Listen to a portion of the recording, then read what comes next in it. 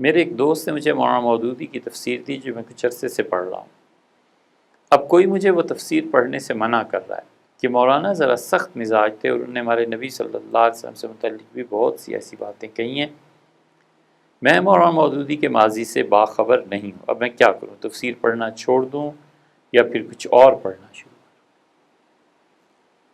سب سے پہلی بات تو یہ ہے بھائی کہ مولانا مودودی کی اس تفسیر میں یقیناً غلطیاں ہیں، کوئی اس میں شبہ نہیں ہے کہ بعض علماء نے بہت شدید غلطیاں کی۔ سورہ آل عمران کی تفسیر میں دیکھیں جہاں صحابہ کرام رضی اللہ عنہ کے مال غنیمت کا معاملہ ہے، وہاں بڑی شدید چیزیں نہیں۔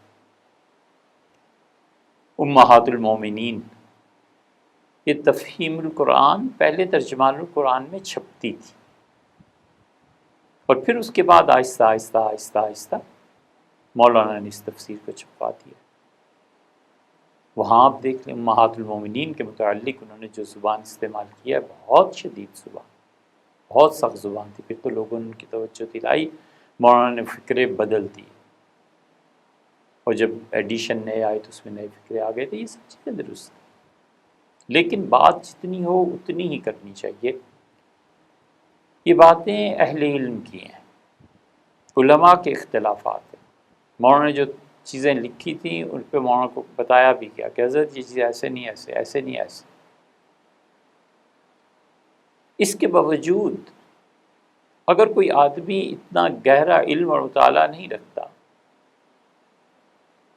اور وہ صرف قرآن پاک کا ترجمہ اور آسان چیزیں پڑھنا چاہتا ہے تو اتنی بھی پابندی نہیں ہے جتنا لوگ اس قصے کو بڑھاتے ہیں۔ خاص طور پہ ان کا یہ کہنا کہ حضور اقدس صلی اللہ علیہ وسلم کے متعلق بہت سی باتیں کہی ہیں، یہ کہنے میں سوچ لینا چاہیے۔ کبھی ملاقات ہو تو ان سے کہیں حضرت رسالت مآب صلی اللہ علیہ وسلم کی ایک بھی توہین کفر ہے۔ بہت سی باتیں تو بہت سی ہیں نا، ایک مرتبہ بھی اگر توہین کرے تو کفر ہے۔ کہاں حضور اقدس صلی اللہ علیہ وسلم کے متعلق بہت سی باتیں کہی؟ غالباً انہوں نے خود بھی نہیں پڑھی ہوگی، بس کسی سے سن لیا ہوگا، آگے چلا دیا ہوگا۔ ثابت کر دیں مولانا سے علمی اختلافات کوئی حرج نہیں، ہوتے ہی ہیں، لیکن یہ کہاں سے ثابت ہو گیا کہ وہاں کافر ہو گئے؟ یہ کہہ کے آ رہے ہیں، یہی جو آپ نے تحریر فرمایا نا کہ مولانا ذرا سخت مزاج تھے، مولانا سے سخت مزاج تھے یا نرم مزاج تھے، اس سے تو بحث نہیں ہے۔ اور انہوں نے ہمارے نبی صلی اللہ علیہ وسلم متعلق بھی بہت سی باتیں کہی ہیں۔ کیا بات کہی ہے؟ کفر کی ہے۔ جنازہ کیسے پڑھ دیا پھر لوگوں نے؟ صاف کھل کے کہیں کہ وہ کافر ہے۔ بہت خطرناک بات ہے۔ وہاں کی جتنی بھی تحریرات ہیں حضرت رسالت مآب صلی اللہ علیہ وسلم کے متعلق ایسی گستاخی کے الفاظ جس کی تعویل بھی نہ کی جا سکے اور وہ صراحتاً کفر ثابت ہوتا ہو، ایسے نہیں۔ خدا کا خوف چاہیے۔ آپ کے بڑے بڑے اکابر علماء ان سے ملنے جاتے تھے۔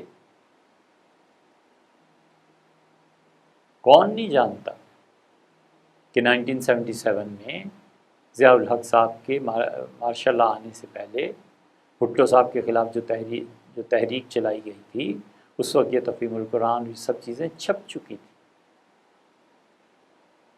دیوبند کے علماء میں سے مفتی صاحب تھے، بریلوی حضرات میں سے مولانا شاہ احمد صاحب نورانی تھے، سارے علماء تھے، اہل حدیث علماء اس میں شامل تھے، شیعہ حضرات شامل تھے۔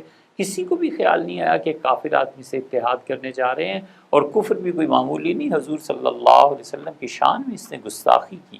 آدمی کو اچھی طرح سوچنا چاہیے کہ جو زبان سے جملہ بول رہا ہوں اس کی زد جا کر کہاں پڑے۔ اور پھر مولانا ابوالحسن علی ندوی اور یہ حضرات پاکستان کے دورے پہ آتے تھے، مولانا سے ملنے جاتے تھے۔ مولانا کو پڑھا کتنا ہے؟ جو اتنی بڑی بات کہہ رہے ہیں کہ مولانا کافر تھے، معاذ اللہ، استغفر اللہ، انہیں پڑھا کتنا ہے؟ خود مولانا مودودی کو کتنا پڑھا ہے؟ ان سے پوچھئے تفہیم آپ نے پوری پڑھ لی ہے؟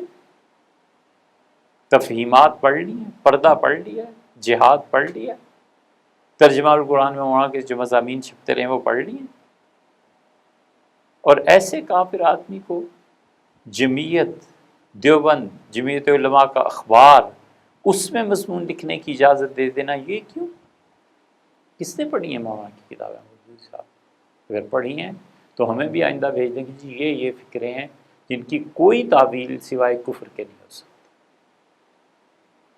مولانا کے نیکی اور مولانا کے بہت بڑے کارناموں سے ایک کارنامہ امید ہے قیامت میں اللہ کے یہاں اپنا وزن رکھے گا، اور وہ سوشلزم کے خلاف مولانا کی مسلسل تحریریں ہیں، کمیونزم کے خلاف، سوشلزم کے خلاف جتنا کچھ مولانا نے لکھا ہے نا مودودی صاحب نے، اس زمانے کے جتنے مسلمان مفکرین ہیں آپ نکال کے لائیں کہ کسی نے اتنا کچھ مولانا اور اس مؤثر طریقے پہ سوشلزم اور کمیونزم کے خلاف لکھا۔ کمیونسٹ پورے بر صغیر کو بہا کر لے جاتے، جن لوگوں نے بند باندھے ہیں، ڈاکٹر نجات اللہ صدیقی، مولانا مودودی، ندوہ کے حضرات، ان حضرات نے بند باندھے۔ تو اس لیے بات جتنی ہو بس اتنی کہنی چاہیے۔ اور آخری بات اس سلسلے میں یہ عرض کریں، آپ نے تفسیر کا پوچھا تو آپ کیوں نہیں وہ تفاسیر پڑھ لیتے جس پہ کسی کا اب تک تو اختلاف کوئی سامنے نہیں آیا؟ مولانا احمد سعید صاحب دہلوی رحمۃ اللہ کی تفسیر ہے کشف الرحمان، وہ پڑھ لیجیے۔ مولانا عبدالماجد دریابادی مرحوم کی تفسیر ہے، وہ پڑھ لیجیے۔ اور اسی طرح درس قرآن آسٹریلیا بلڈنگ لاہور سے چھپتا ہے، اسے پڑھ لیجیے، کسی کا بھی اختلاف نہیں رہے گا۔ اور الحمدللہ بنیادی طور پر قرآن پاک کو سمجھنے اور سمجھانے کے لیے یہ 3 تفاسیر بھی اپنی جگہ پر بہت اہمیت رکھتی ہیں۔ حضرت شبیر احمد صاحب عثمانی رحمۃ اللہ کی تفسیر بھی ایسی ہے، بغیر کسی فرقہ واریت کے، اگرچہ حاشیہ ہے مختصر لیکن بہت اچھا حاشیہ ہے۔ مولانا عبدالماجد دریابادی مرحوم کا حاشیہ تو اس سے بھی کم، لیکن بہرحال یہ حواشی بھی بہت اچھے لکھے گئے ہیں، بہت محنت سے، اور قرآن پاک سمجھنے میں مدد